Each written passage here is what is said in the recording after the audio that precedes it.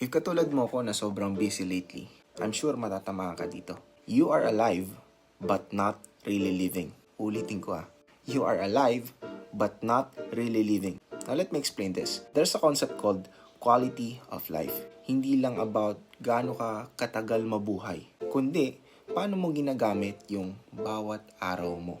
Kasi most people are busy. Work, tasks, routine. Pero kahit puno yung schedule nila, parang walang buhay. Because being busy is not the same as living.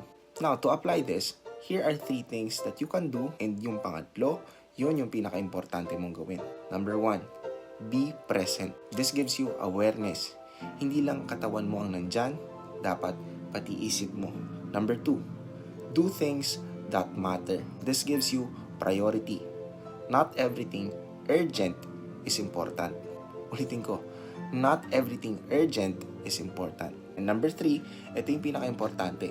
Create moments. Hindi lang puro work. Maglaan ka ng oras sa mga bagay na nagbibigay buhay sa'yo.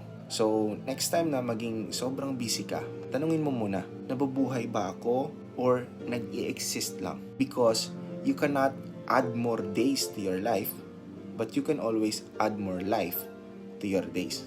If you got value from this, follow for more and comment down below kailan ka huling nakaramdam na alive ka talaga.